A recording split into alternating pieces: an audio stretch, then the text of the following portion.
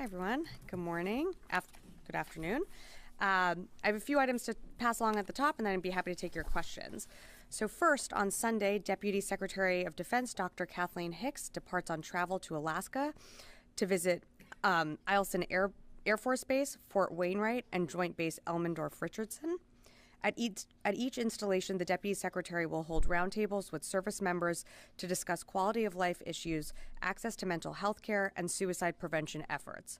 She will also meet with senior leaders and tour housing, barracks, childcare, commissaries, healthcare, and recreational facilities to see firsthand how the U.S. Army and U.S. Air Force are working to improve quality of life and making sure that we are taking care of our people serving in the Arctic. The Deputy Secretary will also visit 2 Army cold weather research facilities in Fairbanks and the Ted Stevens Center for Arctic Security Studies in Anchorage to learn more about the effects of climate change on military readiness and research programs focused on improving resilience in the Arctic. Another item, on May 26th, Secretary Austin will deliver the commencement address at the U.S. Naval Academy's 2023 commencement ceremony in Annapolis. If you would like to attend this event, please contact the Naval Academy Public Affairs. This event will also be live streamed on defense.gov. And switching gears, last item here, Marine Corps exercise Burmese Chase 23 is ongoing now in North Carolina. Burmese Chase is a long-standing annual exercise conducted between the Marine Corps and allied partners to increase readiness and interoperability while employing indirect fire and airstrikes. This year's exercise is being held at Camp Lejeune and includes participants from the Marine Corps 2nd Air Naval Gunfire Liaison Company, also known as Anglico Battalion, and forces from France, the Netherlands, Finland, Norway, the UK, and Sweden.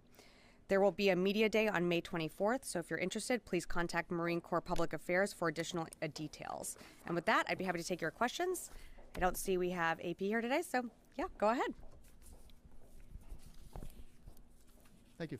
Two questions. The first on the Teixeira case. So there's a paper trail showing that Jack Teixeira received multiple warnings about abusing his access to classified info. While there's an investigation into this ongoing, more generally, is it reasonable in the opinion of DoD for anyone to maintain access to their clearance under those circumstances? I'm sorry, repeat your question from the top, that he still maintains access? He maintained his access despite multiple warnings. Okay, because he doesn't maintain his access right now. So again, as you mentioned right at the top, this is an ongoing investigation, not just by the Department of Justice, but the Air Force has also launched their own internal investigation. So that is what we're waiting for. That's exactly what this investigation will uncover is, you know, as you mentioned, there were reports filed by others in his unit citing some of these violations. And so what didn't happen when, that's part of what the report will uncover. And then second, on the Patriot system in Ukraine, is there any update as to the type of projectile that hit the battery or the state of the system at this point? So for more specifics on the Patriot itself, I would refer you to the Ukrainians. What I can confirm is that one Patriot system was damaged, but it has now been fixed and is fully back and operational. But for anything additional, I'd refer you to the Ukrainians. Thanks, Phil. Yeah, Nadia. Hi, Sabrina. Nadia Bilbis of Al Arabiya. Can you give us a current assessment of Iran supplying the Houthis with weapons? In other words, has it decreased or increased after signing the agreement with Saudi Arabia? And also, can you elaborate on the drugs that have been confiscated in the Arabian Gulf? Sure. So in terms of anything from the agreement, I just have nothing new to announce regarding U.S. policy towards Yemen or our support to the Saudi-led coalition. What we've said before, not just from this podium, but across this administration, is that Iran's transfers of weapons to the Houthis violate UN Security Council resolutions, and the support for armed groups throughout the region continues to undermine international and regional security, and hurts our allies and partners in the region. I'll just leave it at that. I'm going to go ahead to Carla. Thanks. Yeah. What's the Pentagon's latest position on F-16s to Ukraine? There are reports out there that are saying that the U.S. is opposed to even the training of Ukrainian pilots on F-16s right now. I have nothing new to announce on F-16s at this time. So does the Pentagon, does the Pentagon agree that the Ukrainian pilots should be trained on F-16s? Are you actively saying no to Western nations? Because we know that the Pentagon has to approve before they can be sold and transferred. But what about the training? So again, I mean, you've seen that we've rolled out multiple presidential drawdown authorities and including USAI assistance. Our priority remains on supporting Ukraine with what it needs and for whatever it takes and forever how long it takes. Our priority has been giving Ukraine the air defense systems that they need, and also their other priorities include armor and artillery. That's what we've been focused on with our packages, but when it comes to F-16s, I just have nothing new to announce today. Okay, and what about the transfer authority? Anything to update on us there? Politico is reporting that the administration is not opposed to transferring a third party transferring its F-16s to Ukraine. I've seen those reports, but I have nothing to add at this time. Okay, thanks. Oren. Where do the department's efforts related to extremism stand? A new DoD instruction was released back in December 2021, along with some immediate actions, but there were medium and long-term efforts. Yep. Yet we've heard little, if anything, about where the implementation of those longer-term efforts stand. Is DoD still following through on those recommended actions? And when will we get an update onto the implementation of those? So one piece that has been or has already started to be implemented is the training piece. But the Countering Extremist Activity Working Group developed, I believe it was 6 recommendations and actions across 4 lines of effort, which include military justice and policy, support and oversight of insider threat program, investigative processes and screenings capability, and education and training. And so one portion of that, the training piece, has been implemented and it continues to be implemented across the department. Again, all recommendations have been assigned and are with the appropriate principal staff. But at this time, I just have nothing more to announce. Yeah, Qasim in the back, and then I'll come up to the front. Sabrina, I was wondering about the Patriot system. How do you have any insight how the Patriot system failed to intercept the incoming missile? I'm sorry, could you repeat your last part? Do you have any insight how the Patriot system in Ukraine failed to capture or to intercept the incoming missile? I would refer you to the Ukrainians to speak more on how they're operating the Patriot. All I can tell you is, if you're referring to the Patriot that was damaged, it was temporarily or there was minor damage to the Patriot. It has been repaired. It is fully back online and operational. But for any more specifics on that, I would refer you to the Ukrainians to speak to that. If the Patriot system was the target of that missile, or somehow it was a part of the collateral damage of the missile, do you know? I wouldn't be able to speak to that. That would be a question for the Ukrainians to speak to. Yeah, Rio. Thank you very much. 2 questions. First, the president canceled a trip to Papua New Guinea. How much are you concerned that his cancellation might affect the ongoing defense cooperation with Pacific Island nations, including the signing of the defense cooperation agreement with Papua New Guinea? Well, you probably heard from the White House on this, but the U.S. is a Pacific nation, and we have deep historical ties to the Pacific Islands. Now, while the president canceled his trip, we know that Secretary Blinken is continuing on and will continue the trip, and we look forward to the results of that meeting. But we understand that this is an important relationship, and we will continue to work closely with our international partners and allies in the region when it comes to sustaining the security and stability within the Indo-Pacific. Okay, secondly, the Chinese military aircraft and Chinese ships are operating actively around Japan over the last 1 week. Do you assess the Chinese are demonstrating their opposition to the G7 leaders meeting in Hiroshima? Well, I wouldn't be able to get into the mind of the PRC. You'd have to ask them for their intention. The president and other leaders are there for the G7, and they're there to discuss an open and free Indo-Pacific. But I would refer you to the PRC for comment on their actions specifically. Yeah, I'll come right here in the front.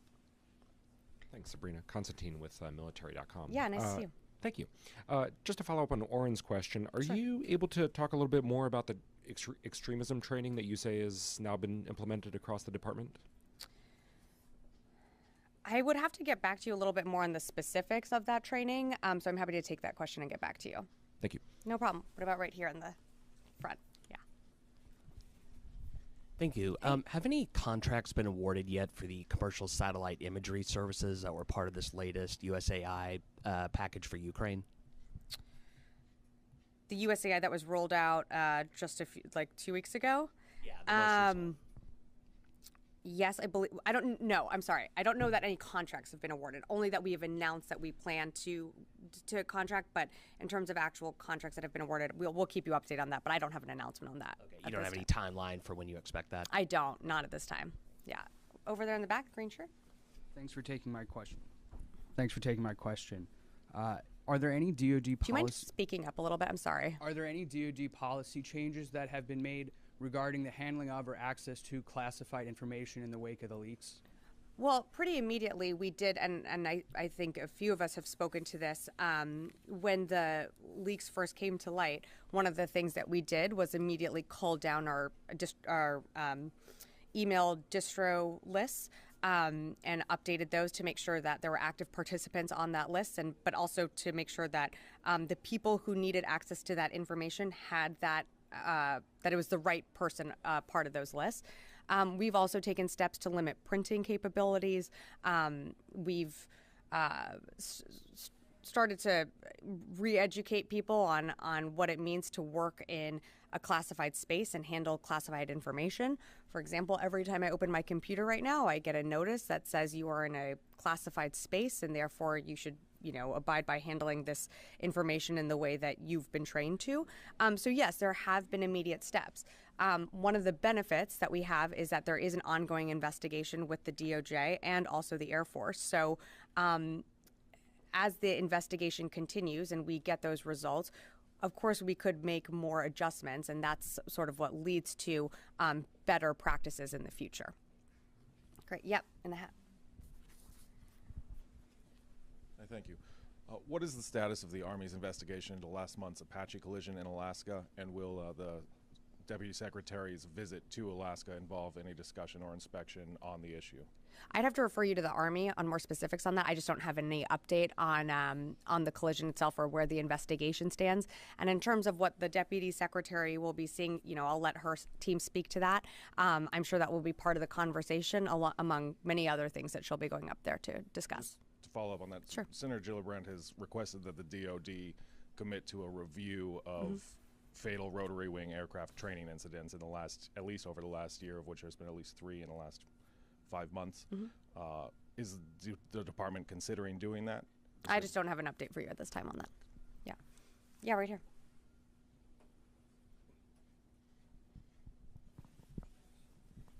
Secretary Austin, in his testimony earlier this week, said that there was a presidential drawdown that would be announced, I guess, relatively soon for Taiwan. Without getting into the specifics of that, could you elaborate on the detail, on the types of weapons that could be in that, or a timeline? We don't. I just don't have right now more specifics to add than what the Secretary laid out at his testimony.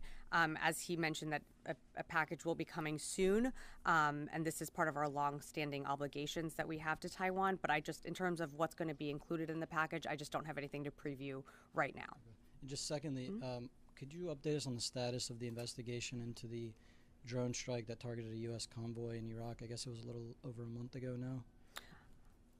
Yes, I know. Sorry. I don't have any further update at this time. I'd refer you to CENTCOM for more details. Yeah, right here. Thank you, Sabrina. Yeah. Regarding to F-16, to my colleague's question, does we understand that the DoD still believe that the F-16 are not what Ukraine needs for the stage of the conflict? We believe what Ukraine needs is what Ukraine has asked us for and has prioritized, which are air defense systems, which we continue to give, which we continue to provide either through presidential drawdown authorities or through USAI packages. But air defense systems is something that we've prioritized and something that the Ukrainians you see employing on the battlefield every day. And then it's also artillery and armor. Those are their, not necessarily in that order, but their top 3 requests. Those are some things that we continue to honor with each package and we continue to prioritize. The Ukrainians are being incredibly creative on the battlefield, using different systems provided by countries all across the world. And what you're seeing is a layered air defense system, not just using the Patriots. Patriot is one aspect, but they're using NASAMS and other capabilities to combat against Russian aggression. So we feel confident in what we've provided. Yeah, I'll go to Tom.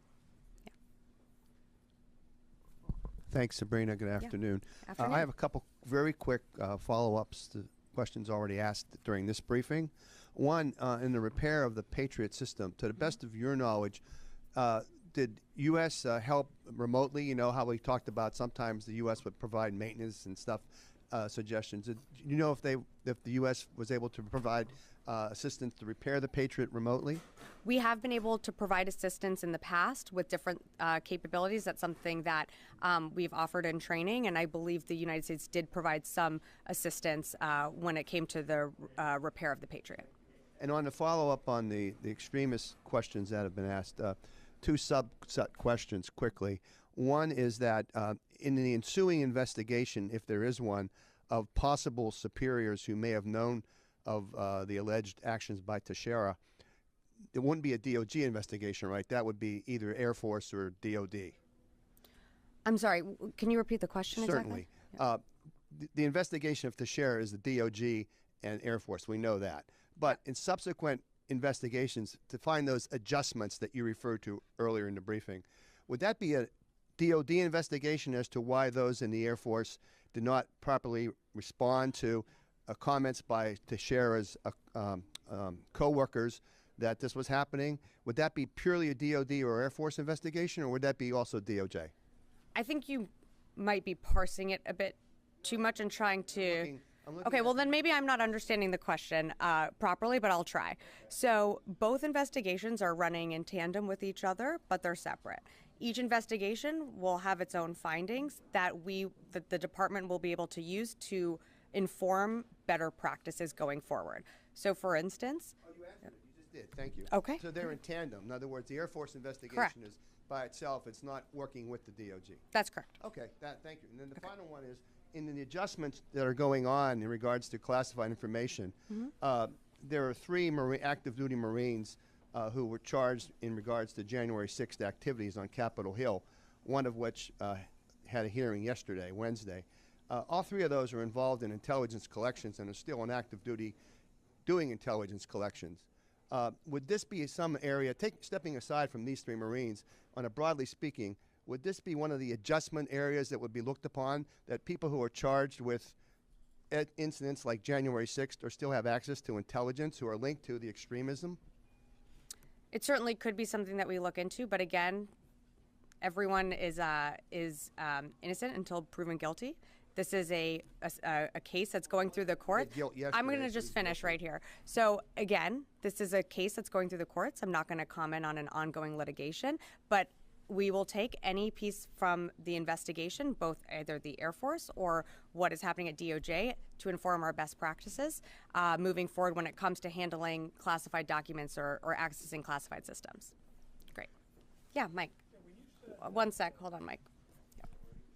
When you said the U.S. provided, quote, some assistance to Ukraine regarding the Patriot repair work, is that on the ground there in Ukraine? Because that's where the repairs were done, or was it done remotely, or can you be sort of specify a little bit about what the level of assistance U.S. provided? I'm not going to get into more specifics on the assistance that was provided, only that we did offer our support and provide assistance. But this is not just, one case. We have done this before with other U.S. provided systems. And again, we have offered training to the Ukrainians that you are aware of both at Fort Sill and in Grafenwehr that helps them maintain these weapons and capabilities on the battlefield. Great. Yeah, Oren. Is the Defense Department aware of any other cases in which a service member has been reprimanded 1 or more times for inappropriate handling of classified info and yet has retained access to that information? Would that be common? I'm not aware of that. I would have to check. I mean, that would be a question for each service, and I just don't know the answer off the top of my head on that one. Okay, great. Anyone else? All right. we can call it a day. Thanks.